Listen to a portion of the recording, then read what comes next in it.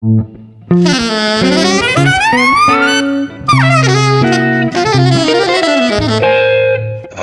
Jazz. But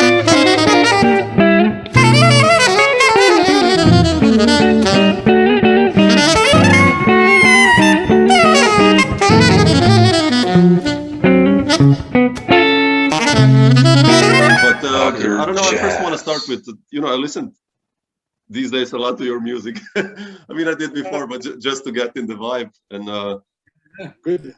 I wanted to ask you about looking at sounds, your quartet, the last one on ECM, which is really beautiful. First of all, like, how did you get this group together? Like, because it's like guys from Switzerland, Belgium, and France. So, like, how this lineup? And well, I always have a tendency to use musicians wherever they are, because I like them.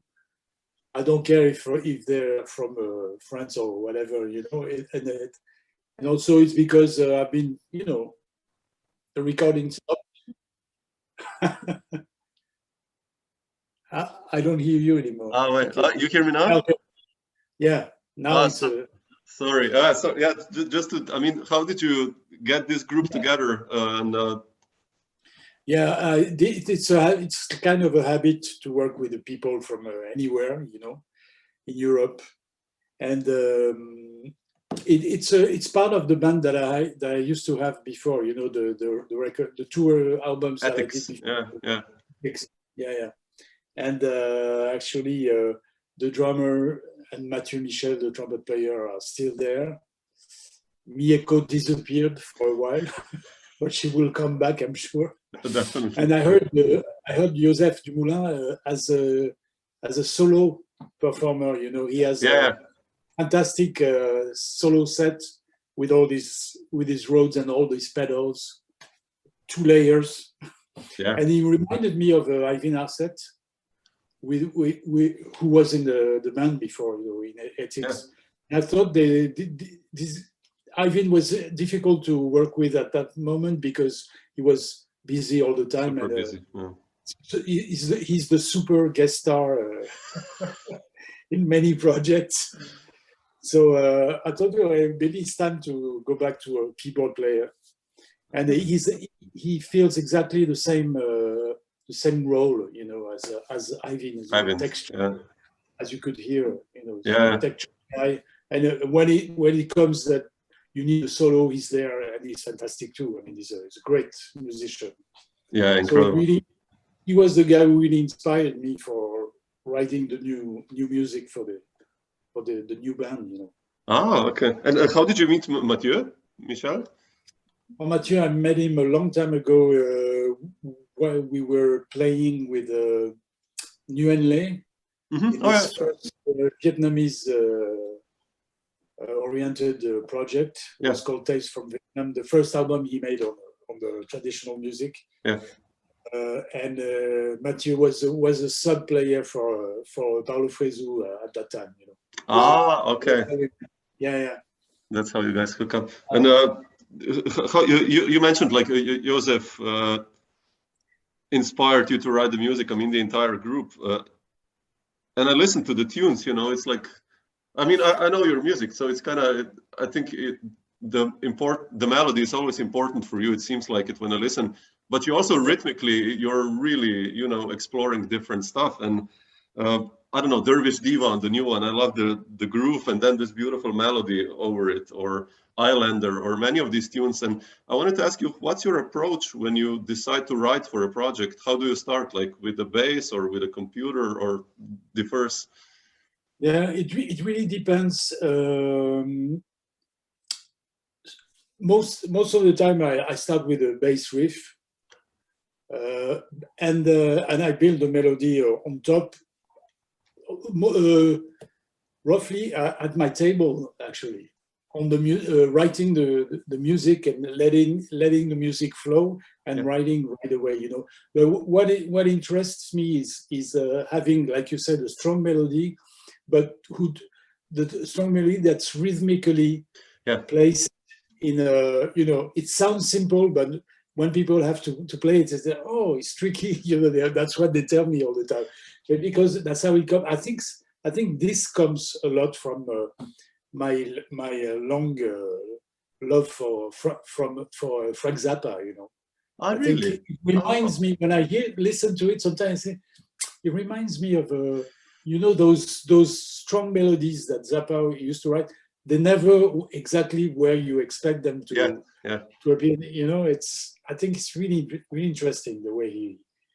Actually, people think he's an avant-gardist. He was, but he was also a strong. He loved a beautiful melody. If you listen to the Black Page, it sounds complex, but the melody is fantastic. It's great. It was Zappa also one of the first guys that that inspired you when you were a teenager or later. Like who were these guys that inspired you writing music also or listening to jazz? There was so many because that period where I was born, that era is I sound like an old but you know what I mean. That's how it happens. I was 15, 16 in the late 60s, the beginning of the 70s. But what can you say? It's the best period for pop music, jazz, and everything was there. And you didn't know which album to buy. There were so many masterpieces in the same month. You had, I don't know, Band of Gypsies, Abbey Road, Chicago Transit Authority, the first album, stuff like that. Soft Machine. When Soft Machine was a good, I think was a, how do you say, like a bridge to jazz, because I was more listening to folk music, and at that time also there was what they call the folk, I don't know, the folk explosion or something like that in the UK. That was really an important, the British blues thing, all that, incredible explosion of music everywhere, and some friends drove me to Miles Davis, and older brothers sometimes they were more into jazz. They had record collections, so the younger guys, we would look at their vinyls. And I like that. Me too. I remember that. It's but who are the guys jazz wise? Because regarding jazz, are you then self-taught, or how did the story with learning jazz begin with you? Learning to play jazz, you mean? Yeah. Well, it came slowly because I was a guitar player first. Okay. I didn't know that. Okay. I played folk music. I have a small Martin from the 70s. Oh man, beautiful. I was playing, all this music like James Taylor and everything. Beautiful. Yeah, I love that stuff. Yeah. And I'm a frustrated guitar player actually. I missed something. You never know. Maybe that's the next one. Michel Benita goes, plays and sings James Taylor or something like that. Yeah, that could happen. Actually, in my first album, I covered James Taylor. Oh, preferences. Yeah. Preferences. And what was I saying? So I started with guitar, and then they needed a bass player. It's how it happens. So I started playing electric bass, and then they needed, can you play acoustic bass? Well, I'm gonna try, and that's how it happened. And then I had to take lessons private lessons from a teacher because I was very limited on the acoustic. So and then it became my main instrument. Yeah. Interesting. And but this was still when you were still in Algiers, right? Then, or no? No. Algiers, I left when I was 5 or 6. 5? I thought it's later. So this was still in Paris already. I was but at that time I was in Nice. Nice. I never lived more than 5-6 years in the same place until when I was an adult. Okay. Until when I moved to Paris, actually. I moved to Paris in 81. 81. And then I stayed for more than 30 years. Yeah. And how was this story with Paris? You mentioned moving to Paris. From the south of France, from Montpellier. Yeah. Then how was this?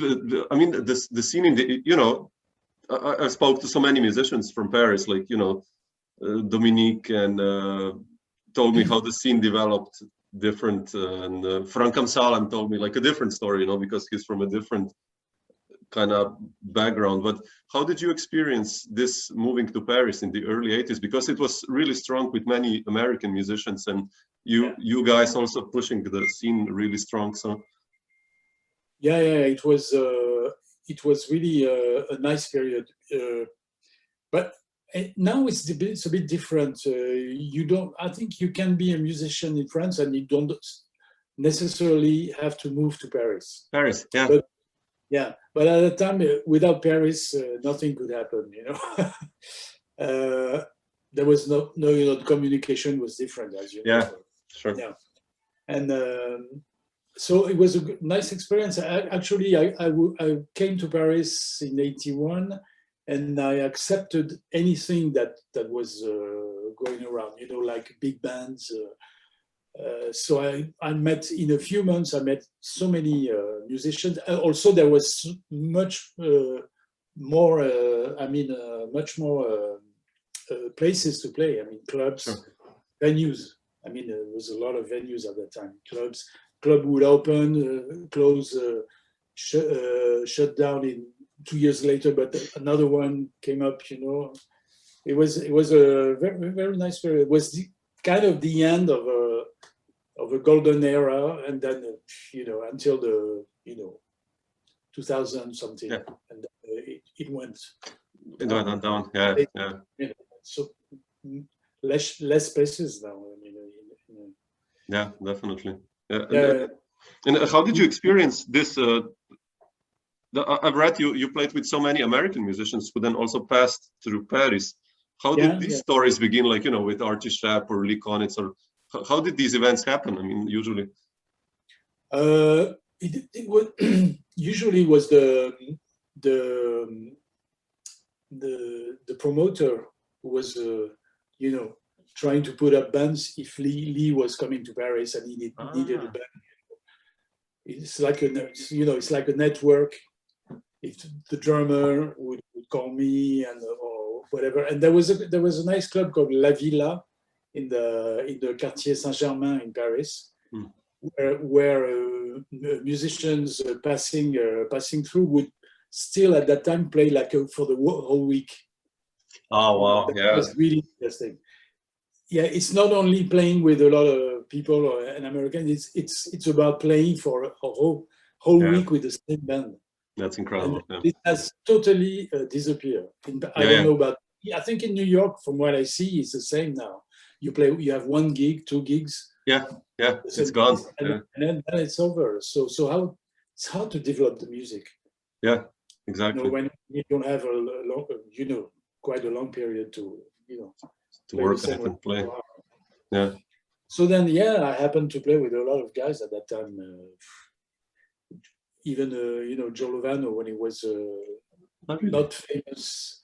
Oh really? Oh wow, man! Playing in cafes and clubs in Belgium, he was at that time. Even with Paul Motion band with Joe Lovano would sometimes play in very small venues in Belgium around Brussels. That's fun. Incredible. Fun. We would play a whole week with Joe, Aldo Romano, and a very nice guitar player who lives in the south now, Serge Lazarevich. I don't know him. No, I have to check him out. Oh, okay. Really good guitar player. So incredible. And who was the first this main gig that you got? You remember? Like, who was that? Like that you were like really excited? Wow, I'm gonna play with this guy. No, but it was one of the guys who really helped me when I moved to Paris. It's Daniel Humer, the drummer. Yeah. Daniel was one of the first guys who to give me my chance. Breakthrough, to meet, to get well paid. well-paid gigs and meet a lot of guys. You know, I met François Jeannot. I met all these guys through Daniel. Ah, okay. And Daniel on the one side, Aldo Romano on the other side. Too. He really introduced me to the Italian scene. And then the Italian scene opened up a lot of things for me through Rita Marcotuli. Yeah, you know, I love her. Yeah. She used to live for 5 years in Norway, no, in Sweden, and she introduced me to a lot of people from there. You know, from Sweden, you know. That's how this all happened. She really opened up things. It was nice. Yeah, incredible. I was lucky to meet these people, you know. Yeah, no, it's beautiful. It's like I'd hear from everyone about Paris in the 80s that it was so bustling and so incredible. I mean, it's beautiful to hear this also. Yeah, plus the African scene, you know, there's so many. Newman was more into that scene, that fusion, African world music. Yeah, it was so many beautiful stuff. I wanted to ask you about, you know, one of the first records I got you on was La Théorie du Pilier from Marc Ducret. And, it's important too, because we were like brothers, you know, for many years. You know, we played in the first National Jazz Orchestra. Oh yeah, first that. Together, and we had a trio before that. And we made, I think it was 3 albums. 3 albums, yeah. Albums as a trio, and then one as a quartet, and extended version of the trio. Yeah. Yeah, it was really important because before he moved to something more radical, you know.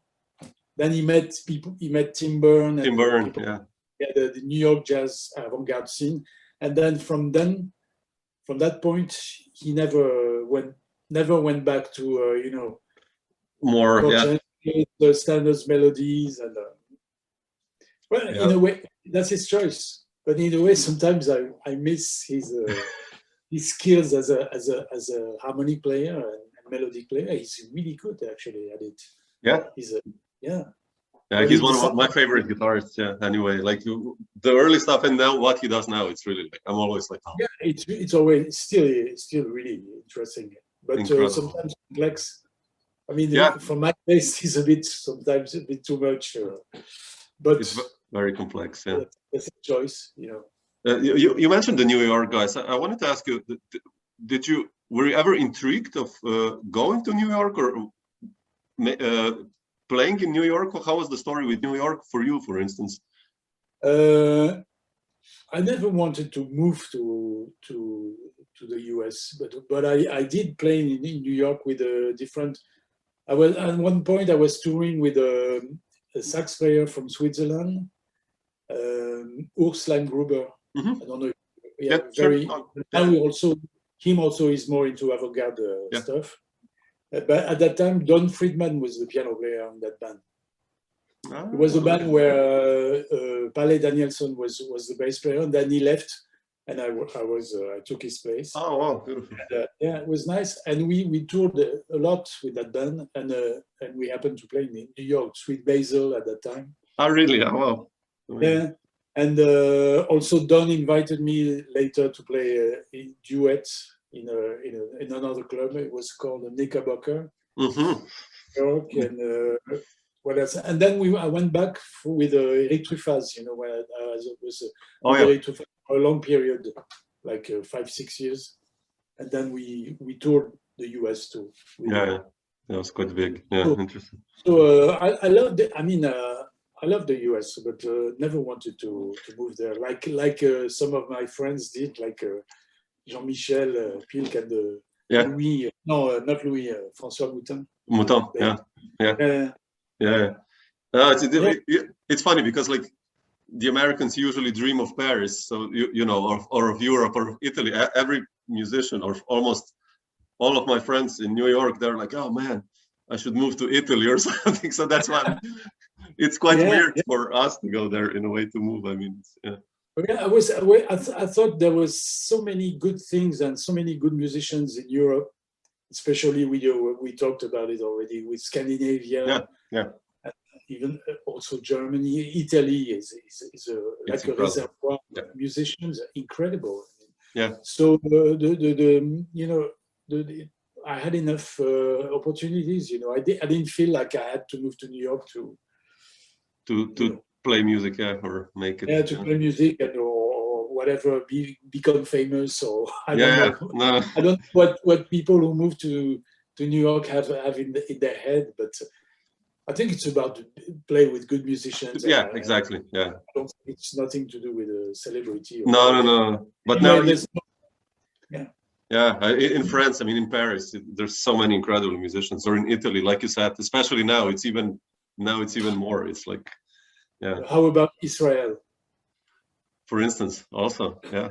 Now the new scene, these guys, they're great musicians.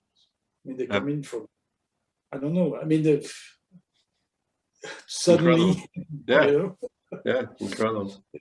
Michel, you mentioned preferences before, and Rita Marcotulli and Aldo, and how did you decide to become then? How did the story of you becoming a band leader to make your album?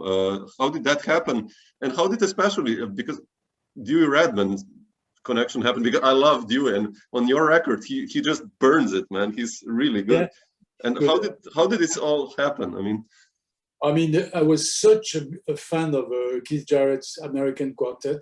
I listened to those albums for, I knew them by heart. For me, I was under influence very obviously on these two first albums. It's really, and Rita Marcotulli was into Keith Jarrett a lot at that time too. So maybe now it could sound a bit like a bit too much influence with that quartet. I don't know. I don't know from the outside. But when I listen, I don't know when I listen to it. But for me, it was really that direction. Okay. Dewey was for me was the musician who would bring us into that there with that authentic sound from Texas, the blues. You can hear the blues in his playing, and it was very, very. And did you know Dewey from before, or? No, I just called him. No, I think Aldo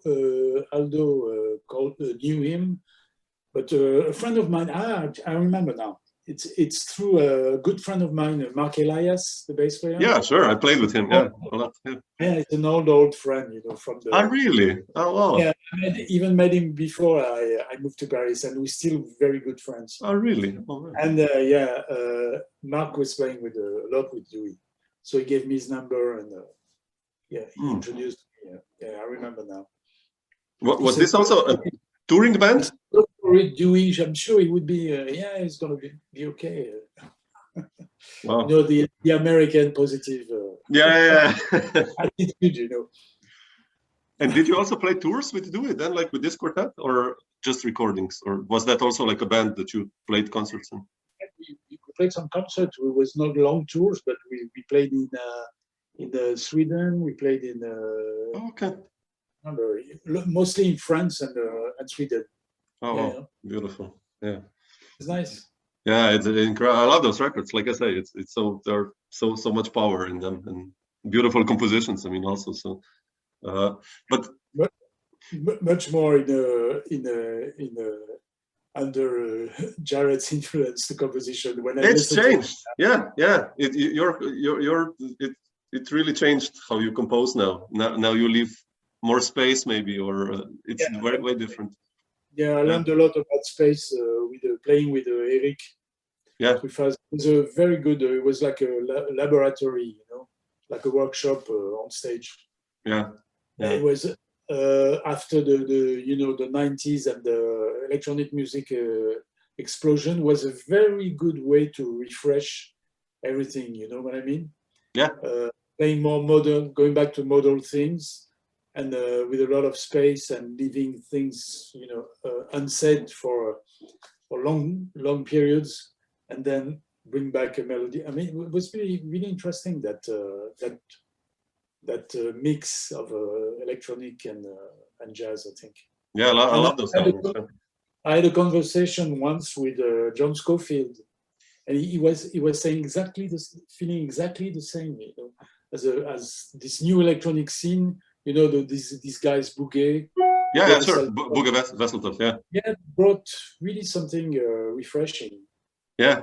I talked about this with Eivind Aarset. We did this talk, and you know, because his first album, Electronic Noir, I think it's called, like it's Electronic Noir. Yeah.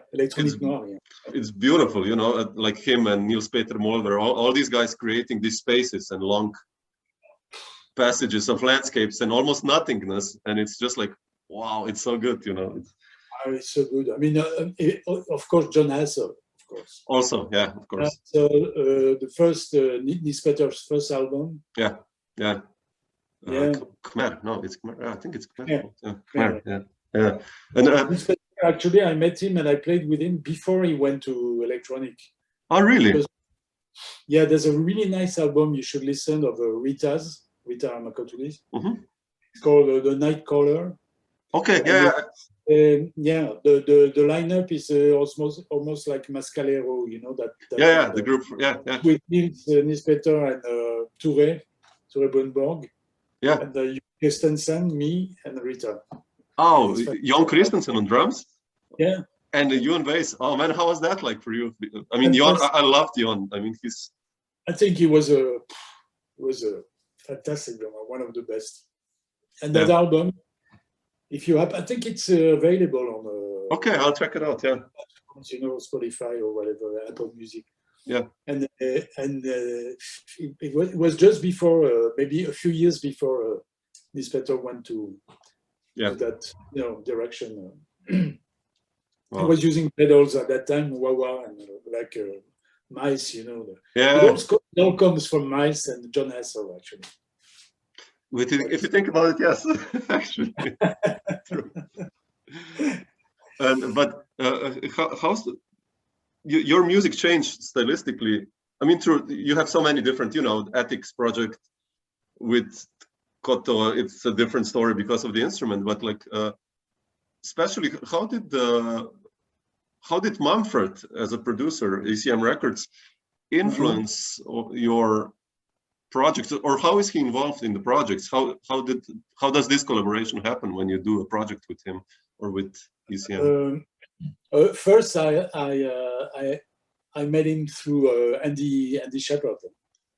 That was our first meeting. Was the trio album, Trio Libero. Libero, yeah, man, I love that. Yeah. And this first album was more like a collective album, because we all, you know, shared the writing. Actually, we did a week of improvisation, recording every day.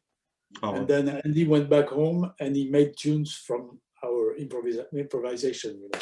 So that's why this album is just the three names. It's more like. So it was a fantastic. It was the best way to meet Manfred, you know, because if you send him letters or send him CDs. No. I know. No. Been there. It can happen, but it's going to be difficult. Yeah. Or long. you know, it's like 20 years or whatever. Exactly. We hope he's still there. Yeah. And so that was how I met him. And very, very, he heard me playing. He seems to have liked my playing. You know, he was turning around me. I remember I was in Lugano and playing a few notes on the bass. And he was around, you know, and I heard so many stories that he could be hard on bass players, you know, because he used to be a bass player. The intonation and everything. So I was, you know, I thought, I'm here. If he likes it, fantastic. If he doesn't like it, okay. Sure. So, but actually, right away, we had a very good connection. Mm. And he was turning around me. He said, nice, you have a nice bass or something like that. Your bass sounds good. It was a way to say To say I like you, yeah. Like my sound. So the way he interferes in the music is not nothing with the style of the music or the compositions. He people come with their musical word, and he accepts it. But inside, it's like a film director. He wants a scenario. He likes to have a. Once you played 3-4 tunes, he's already thinking of the order. Oh wow! Yeah. The set list and and the playlist. And also about sometimes trying to avoid repetition and it's like less is more. If you played that part once, maybe you don't have to play it again at the end of the tune, or maybe you don't have to maybe you could play the B part before the A part, stuff like that. He has very good ideas in that way of rebuilding the music, but not always. Sometimes when it's a bit more difficult to play a tune and have a good version, he will propose, suggest things like that. And since it's Manfred talking, you said, okay, let's try, because sure. he's Manfred Eicher, so probably he's going to have a good idea of music. Yeah. What's the difference between him and so many guys who think they're producers, but they're not musicians, so they can be at that level, Was ECM also a strong influence on you as a musician, like when you were growing up? And before that, it was like a dream, somewhere, like once, maybe you never know, it could happen. I used to meet him much before that. Long before that. I was playing with Dino Saluzzi. Really? Oh wow! A few tours with Dino Saluzzi. We went really? To Australia. Yeah, that was a good, strong influence too. And we were supposed to record an album with his son on the guitar and 3 or 4. And finally, I was not ready. Manfred was in the audience. I was so scared, man. Sure. And maybe I didn't play really good. I was not ready for the big thing. So actually, Mark Johnson played the bass on the album. Oh wow! Okay, well that's. So it was a missed opportunity. But I said, okay. I thought maybe in 20 years or whatever. And actually, that's what happened. Yeah, definitely. Yeah. Wow. And your first album ECM was Ethics, right? Or no? Like as a leader? As a leader, it was. Ethics, yeah. How did you decide for Ethics? Sorry, to do that group, especially with Mieko Miyazaki, like Miyazaki. How did you decide to actually add this Japanese story in there? It's because it sounds very amazing with Eivind also, and it's so incredible the sound wise. Actually, it's just she gave me the that band was born because I met Mieko. I saw her playing with Newman, and she was so. Have you ever seen her live? No, not yet. So charismatic, on stage. She's incredible, and that sound. The sound is. What she plays with the instruments, because usually you hear those, very traditional Japanese music, but I could feel right away. I could hear that she could play anything on the koto. She find a very interesting way to adapt Western music, and she can even read almost sight reading. Oh wow! Yeah, she's incredible. And so I thought, maybe I could play the duo with her. I had no. And then for almost a year, we met every week, every 2 weeks. Oh wow! She came to my home, and then we played. and then I was starting to write music around what we played, you know, trying to see how I could introduce a koto in a jazz context, you know. I mean, and then I thought, okay, it's going to be a trio, and then it's going to be a quartet, and then I met Eivind, who was playing with Andy at that time. Yeah. To, you know, it all built up like this around our duet, bass and koto. Yeah. Wow. Yeah. That's how it started. It was like the heart of the project. Yeah. I built, the other guys came up. Yeah, it's such a strong presence. I remember at that time I was playing with Eric Truffaz, and he was always telling me, ask Matthieu for your music. Ask Matthieu Michel, he's the best. He's very impressed by Matthieu. He thinks he's the best trumpet player. Yeah, he's incredible. Yeah, I love him. Such a player. And I wanted to ask you this: like, you've done so many albums now as a band leader, and also as a sideman. And how do you see your role as a band leader, and how would you describe yourself? Are you very loose? You know, because you've played with so many other band leaders. Mm-hmm. What have you learned in this process, and like, how do you lead a group now? Are you very like open, or?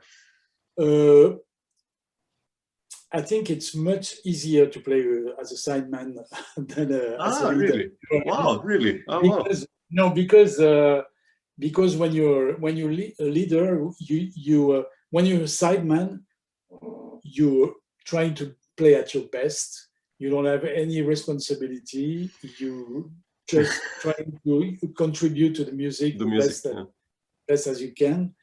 As a band leader, you have so many things in head, you know, trying to listen to everything at the same time, see if it sounds like you imagined it had to sound, and while playing and everything.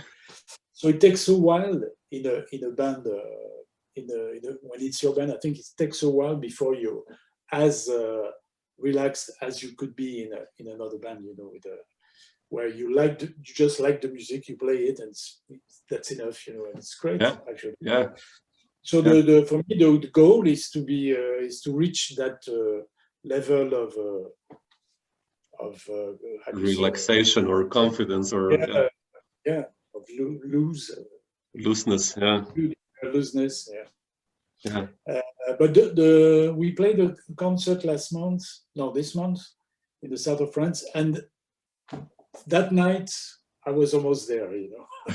The band sounded really good, and I felt, but it needs more preparation, you know. This time I thought I have to make a very strong set list, and tell them give them a lot of directions, and you know, you have to assume the leadership, you know. Sometimes I used to be very loose, too much maybe, but you really have to tell the musician what you want. Yeah, it's not about power, you know. It's about it's for the good, you know. It's for the music, you know? Your vision, what you have, of how it should sound. So like, but it's true. I agree. Yeah, it's also depends on the music you write and you play. I mean, if it's more improvised, then it can go anywhere. But if it's right, really, and with these guys, of course, it's such good improvisers. There are a lot of moments where you can let the things happen how they happen, you know. That's what I like. A good balance. I'm looking for a good balance between, as you could hear in the last album, you know, between improvised and written out. Improvised moments, and sometimes, like you said, almost nothingness. Like we talked about electronic music. I loved it. Michel, I wanted to ask you, we mentioned Andy Sheppard now a few times, and you know, Alla Fromaria and Surrounded by Sea and Trio Libero. We also mentioned, like, how did the story with Andy happen, actually? When did you guys start playing together? And actually, we met in 81 or 82. Wow, really? We were playing in a big band together. Really? Our first meeting was there, you know. But we were not close friends, but we met playing in the same band, you know. Like he was living in Paris at that time. he probably told you. I watched the interview you did with him, and maybe he talked about his Parisian. Yeah. And so the first time we met, then I was 10 years later or something, he became a star in the UK. You know, he had a moment where he was the new guy there was Courtney Pine and Andy Sheppard, you know. Yeah. So he was recording for the same label as I was recording at that time, Label Bleu. Le Bleu, yeah. Yeah. So when I made this album, and I heard what he did with Label Bleu, I really liked the sound, and I said, "Oh, Andy, I forgot about Andy. Yeah, he became really good." Because when we first played in the beginning, we were young guys, you know, just starting, and then I thought for my new direction I was going into, like Lower the Walls, you know, this album. Yeah. So I thought about Andy, and the producer said, "Oh yeah, it's a good idea." And, so I called Andy, and so he played in that band. He really liked the music, actually. And again, 10 years later, he called me for a project about Serge Gainsbourg, you know. Yeah. He made a whole band with 2 guitar players. Seb was playing, Rochford was playing drums already. Newman was playing 1 guitar, and John Paricelli, right? No. This guy, a rock guitar player who used to play with Massive Attack at that time. What was his name? Yeah. Okay. Yeah. Angelo. He has an Italian name too. Angelo something. Okay. Can't remember his name. No. So guitar, you know, it was like a rock band almost. It was really great. Amazing. We did a long tour with that band, so we were back together. And then he listening to me playing with Seb we were really getting together really well. Yeah. So he had the idea of the trio, and then until now. Yeah, it's still active, the group, or the quartet. The quartet is still.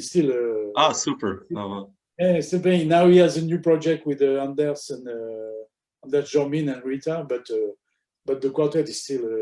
Oh wow, super. Yeah, you and Seb in that band, you're burning, really. I mean, he's such a drummer, Seb Rochford. Seb is one of my favorite drummers, and it's so special at the same time. He plays like nobody. Yeah, really creative. So unique. Yeah, he's great. Yeah. I wanted to ask Michel. I was so lucky Andy called me for the because it was really an important thing for me. I mean, that's how I met. That's how I got into ECM. You know? ECM, of course. Yeah. Yeah. Thanks, Andy. Yeah. But we mentioned so many. We mentioned, like, you know, Aldo Romano and Daniel Lumer, Seb Rochford, Philippe Garcia, many other incredible drummers. Peter Erskine. I mean, I want to ask you about Peter, but like, that's another story. Peter, it was an important thing with Peter. Yeah, you played with some of the best, you know. Drummers. Yeah, I'm really lucky for drummers. I mean, yeah, I played with Billy Hart too. Really? Yeah. Oh, you know that by that time we played in this club where we could play a whole week together. Yeah. You know, I remember we played with a trio with Dave Kikowski. Wow. Billy Hart for a week. You know. Man. It's like school. You know. Wow, man, yeah. That's amazing. Yeah. That's really amazing. But I wanted to ask you about Peter Erskine and Nguyen. How did that band happen? And I think Peter and Nguyen knew each other because Nguyen did his first album, and he invited Zanzibar, I think. No, nice. And Peter were in the album with Paul McCandless or something. Yeah, exactly. Yeah. And there was this guy, François Lacharme, who was kind of a promoter who who knew Peter for a while, and Peter was looking for musicians for a showcase for Yamaha. You know, okay. Endorsing Yamaha, and so he thought of Nguyen, of course, because they had played together, and they called me, and we played a trio set, like very short, and it was so great. I mean, musically, we really found each other as a trio. So we decided to play. We found a club gig right after that, and we said we could record an album, and you know, it happened like that, and it lasted for quite a few years. It was really great, and we at that time we could organize tours. You know, it's getting harder and harder. You know, long tours, you know, like 2 weeks or man. Yeah, we went to Italy several times, touring there. Really, that was a great period. I mean, the music. I like very much what we played with that. First the trio album, then Dream Flight. Dream Flight, yeah, I love those records. Playing with Peter, of course, I learned so many. You know, I learned a lot playing with him, and we got along together. And then he's a very generous musician. You know, he likes everyone to feel good on stage, and he has a fantastic attitude musically and as a human being too. That's important. Generous. And we stayed friends, and in the 2011, I think he called me because he was playing with how did it happen? Yeah, that British composer Marc Turnage wrote a piece thinking of Peter as a drummer with John Scofield. Blood on the Floor, it's called. Yeah, I love that one. I love that one. Yeah. So then in France, the Ensemble Intercontemporain, it was a band of an orchestra of solo players who plays mostly 20th century music. You know, who was founded by Boulez, actually. They were commissioned by the Opera House to play that piece, you know, Blood on the Floor. It was written for a jazz quartet and a small orchestra. Yeah. It's a ballet, actually. It's a ballet with the opera dancers. And then Peter was contacted, and he called me to play the bass, you know. Oh, wow. Oh, yeah, that was really an experience. And we did it again in 2015. Oh, wow. Amazing. So, one of the most challenging music I ever played, you know. It's really hard, man. You have to read all the time. Yeah. And you play with one of the best players of that music. They're so used to it. They only play that kind of stuff, you know. It's between Stravinsky and, you know, is that kind of it's not avant-garde like but still modern. But still modern, you know. Yeah. It was really John Paricelli was playing guitar, and Martin Robertson was playing UK players. Yeah, incredible. Wow. So the whole story with Peter is really important for me. I mean, it's a great big part of my career, and you know. Yeah, such a incredible. Lucky. Once again, I was lucky. Well, that's about music, right? It's road there. It's like somebody thrown me here and there, you know. Right place, right time. Also, I mean, that's really important, I think. Michel, just one last question, not to take too much of your time. What is the next plan in your move as a band leader? I mean, are you writing some new music or working on some new stuff? Or I have this idea in my head for many years of maybe it's time for me to put up a solo album. I don't know. Oh wow! Yeah. I have this. So I'm slowly, very slowly starting to prepare tunes. Oh, okay, like compositions. Yeah, I'm going back to practicing the bow, you know, to be ready to include some bow playing also. Yeah. So it maybe will take some more years. I don't know, or maybe one more year, because I really want to be ready, especially if I record it for Manfred, you know. Yeah, sure. So I think for me, my reference, I mean, I think the best bass solo album I ever heard was Anders Jormin, you know, Anders Jormin. Yeah, sure, the Swedish. Yeah, I love this guy. You know this album? His solo On album. ECM, that one. Yeah. 20 years ago, something, or maybe a Yeah. little less. I think for me, that's the reference. So it's so high. So I really want to work to be, I don't want to be compared to Anders, but I think he's maybe one of the best players, best players worldwide. He's very underestimated. Very underrated, yeah. Yeah, underrated. He's fantastic. Yeah. He has everything. He can play as a sideman, and he can be. So for me, it's like, you know, I think I have this album in my head. I don't want to be compared to that, but it has to be. He has to at least have that melodic quality, and so I'm trying to, you know, to build my own to bring my own musical word in one instrument, and trying to make it sound like a band. You know, I don't know if it's possible, but oh yeah, sure. A bass solo album can be boring. You know, I heard many. You know, after 2 tunes. Oh sure, yeah. You know, you really have to be ready, and it has to be the right time in your life. You know what I mean? It's because quite heavy, yeah. The album is such a different thing. You're naked. And, yeah, you're naked, exactly. It's like you really want to know where you want to go, you know, and you have to prepare it like almost like I don't know, symphonic music or whatever. You know, it has to be really strong. It's not. I'm going to get in the studio and improvise. You could do that. Could be fantastic, but it could be really boring too. Yeah. Did you ever do solo bass concerts before? Or? I did it once in Italy, but I cheated. I had some electronic effects, stuff, you know, the computer, so I could.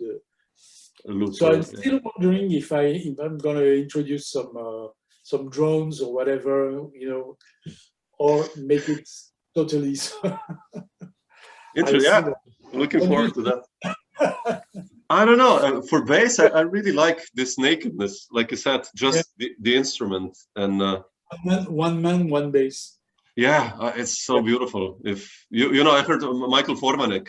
He did an amazing record years ago, solo bass. Like solo. I have to listen to it. Like "Am I Bothering You?" It's called, I think, in 1990 something, and it's incredible. You know, it's what he. It's just. I like this guy. I mean, he's a good bass player. He's amazing. Yeah, beautiful. Yeah, so I met him once. He's a nice guy too. Yeah, very friendly. As a human being, you know. Yeah. Yeah. Beautiful. Nice cool. Person. Yeah.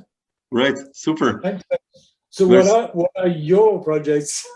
Oh man, I have quite many. I mean, you know, I did a solo guitar record now that's coming out, and we did a record with Arild Andersen. You know Arild? Oh yeah, fantastic. Yeah, we did a record with him and Bob Moses on drums.